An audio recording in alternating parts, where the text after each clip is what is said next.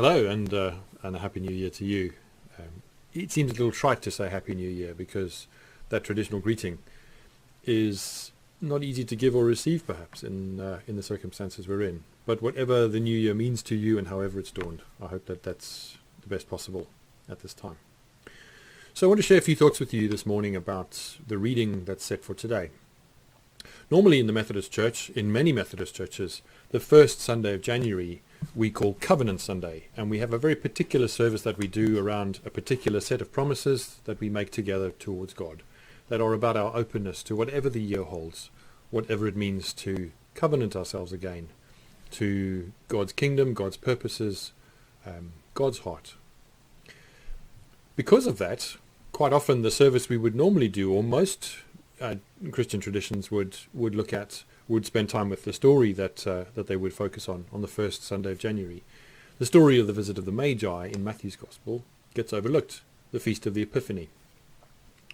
So I want to spend a few moments this morning just talking about that story, because I think it has much to say to us about this Christmas we've just had in the last year and the time that lies ahead. I'm not going to read the story to you. If you don't know it, it's in Matthew chapter 2, the first 12 verses. Wise men, Magi, come from the east following a star. They find baby Jesus. On the way they stop and ask for directions from Herod, who is king of Judea. And he contrives to find out from them where the child is so that he can go and kill the child and not have his kingship threatened in that way. And as they go and encounter the child, they bring out their gifts, gold, frankincense and myrrh, give them to the family. And then the end of the passage simply says, having been warned in a dream not to return to Herod, they went home by another way. So there's a précis. Go and read it if you'd like to. Just before Christmas, on the 21st of December, the planets Jupiter and Saturn were closer to each other than they have been for just over 800 years, and as close as they'll be for another well over 400 years. And it was quite a sight to behold. I saw it the Sunday evening, the evening before, in the sky to the south and west of York. In other places around the world it will be much easier because there's less cloud. It's less overcast. What fascinated me about that is not just that the two were that close to each other, just lined up really, not that close, but just lined up, is the way that people talked about it. People said, "Did you see the Christmas star?" Or people said, "This is when you can best see the Christmas star." As though this conjunction of these two planets was what had happened around the time of the birth of Jesus. People have said that with a degree of certainty. Whether they believed it or not, the language has been quite explicit and clear and confident. Did you see the Christmas star? Well, maybe not. We also look at the story and we find a story that is light on detail. But we've been very good over time at padding out and then buying into the padding out of the story to include lots of detail. So We Three Kings is one of the carols we sing sometimes over Christmas. And there are two things to be questioned in that. The first is that these were not kings. They were, in the best way we can understand the use of the language and the word, they were astrologers, astronomers, those who interpreted the events of the time through observing the cosmos. They were wise men somehow, but they weren't kings. We can be reason to be sure of that, because otherwise it would have explicitly said kings. Why would it have said that? Well, because Matthew's Gospel is, in the eyes of many, written for a Jewish audience.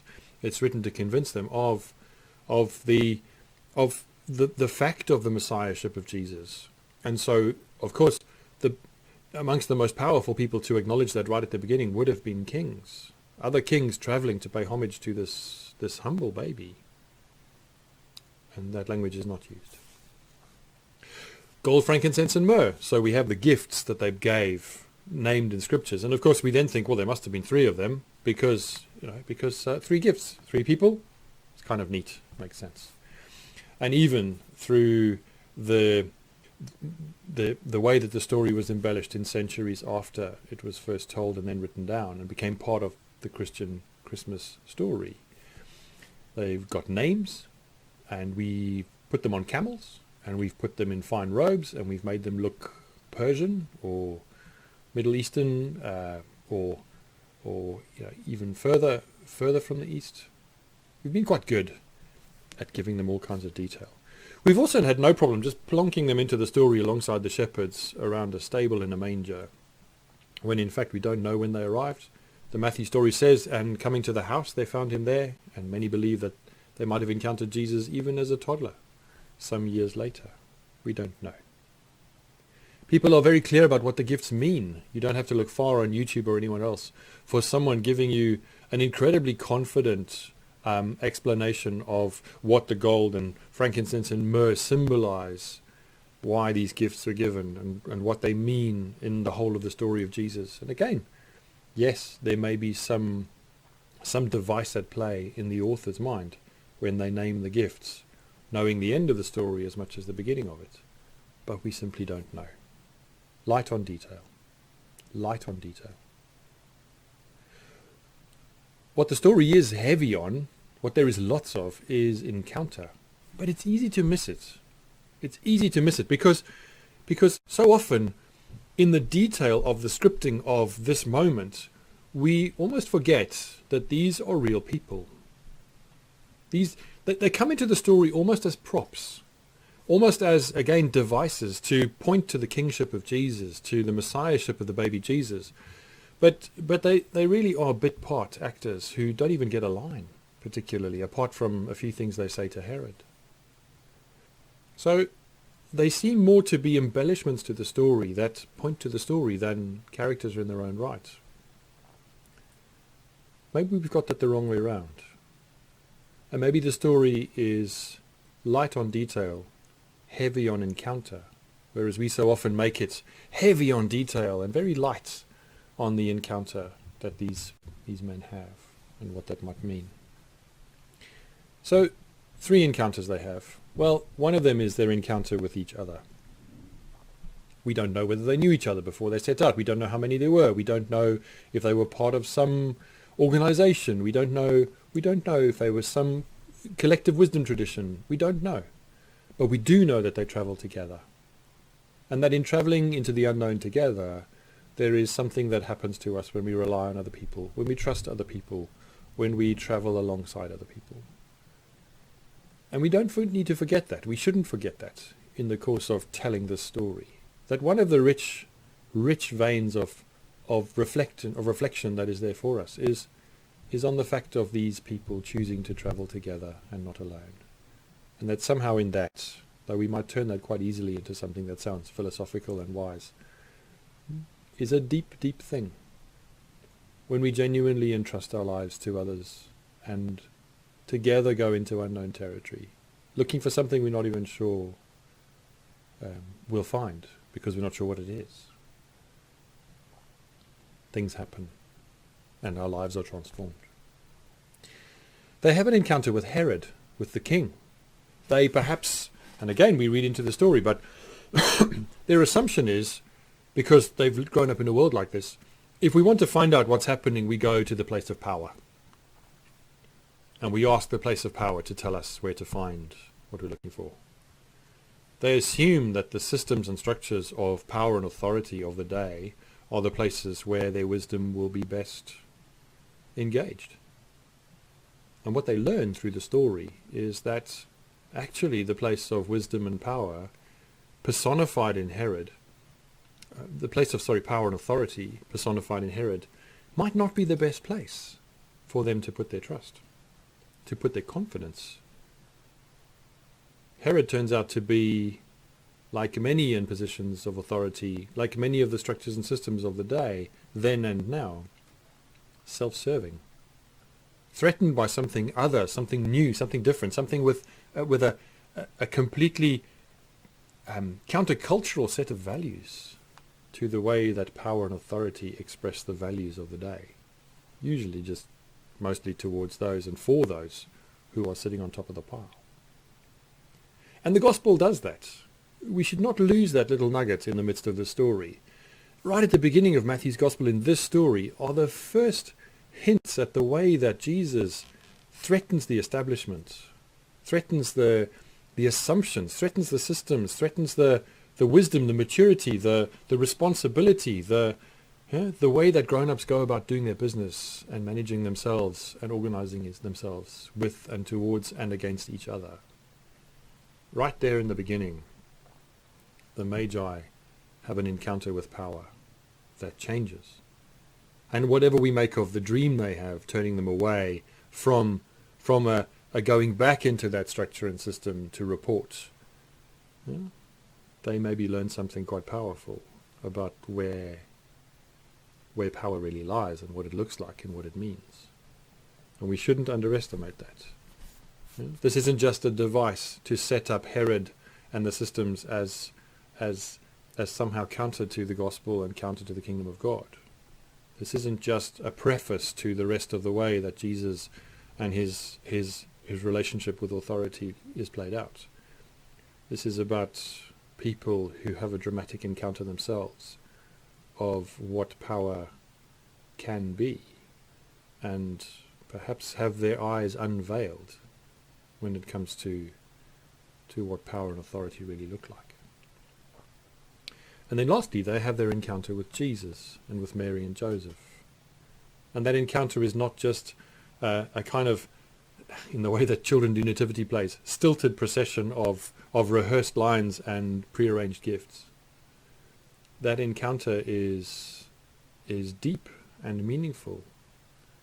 And these are not people who would just, in a superstitious way, necessarily walk in and bow down and pay homage to a child. Something happens. We don't know what it is, but I think we can be quite clear in respecting these men's intelligence and their wisdom and their traveling. Something happens in the encounter that transforms them.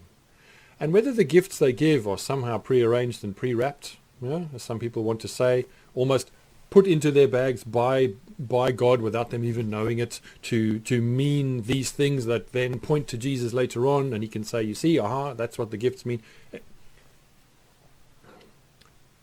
Here are people who encounter God in Jesus and who are transformed by it. And let's not underestimate the possibility that they simply looked at this young, quite strange family in this very vulnerable moment and said, what have we got? What can we give? What's precious to us that might be more precious to them? And took those things out of their bags and said, here you are. Use it, sell it, do whatever you want with it, but here's a way for you to begin, and begin well. That generosity and kindness are at the heart of this early encounter with wealth and with power for Jesus and his family. And for those who are these men, as we dress them up in fine robes riding camels with gold and frankincense and myrrh in their bags, and it would seem a lot of comfort. Here is perhaps their heart already turned in the direction of others and generosity, but demonstrated very powerfully in this moment. Here, have these things, use these things, take these things are now your things, to do with as you wish, for the furtherance of your family's life. You see, the wise men, the Magi, they're not just signposts. They're not just devices. They're not just characters on the edge of a story. They're very much at the center of it. And they are real people. Just like everyone we encounter in the Bible is a real person. A real person. And so I wonder what your Christmas has been like. I wonder what you've encountered. I wonder what this, not just Christmas Day, but this season and even this year up to Christmas and beyond, as we turn the leaf, turn the page and find ourselves in another year again. I wonder what encounter you've had. Encounter with others, with fellow companions as we've wandered together, not sure where we would end up or what we would find, even what we were looking for.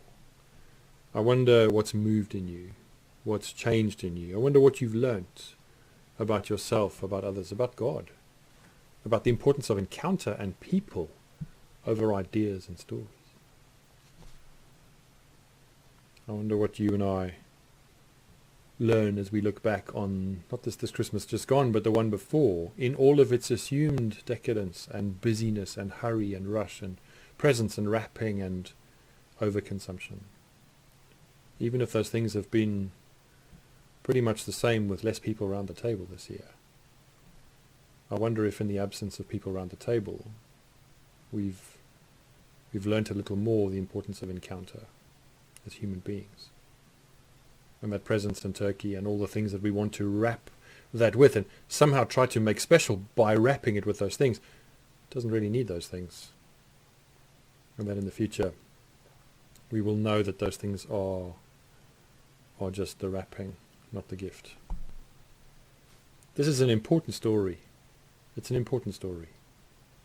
If you want to spend some more time with the idea of the Christmas star, I'll put a link on this on Facebook at least to the BBC programme The Sky at Night a year ago. A year ago they did a special on the Christmas star and different theories about what it means and what it might have actually been in the sky. That's interesting. But we ask what difference it made, whatever it was, who it led, whoever they were, what they experienced, and there the treasure lies. Let's not leave the Magi as sort of extras in the story, in the same way we might leave the shepherds as extras in the story. Not much higher ranking than the donkeys and the camels and the goats and the livestock in the barn or the stable that we also just neatly insert. These are real people. Real people. Light on detail in the stories. Heavy on encounter. And in the encounter lies the hope, lies the promise, lies the transformation, and lies the gift of God. So as you begin this year, I hope it's a year that will be heavy on encounter in every good way, and that you will know at least that you are God's beloved child. Just a little more than you might have felt at any point in last year, and that will be a blessing to you and a blessing through you to others. Cheers.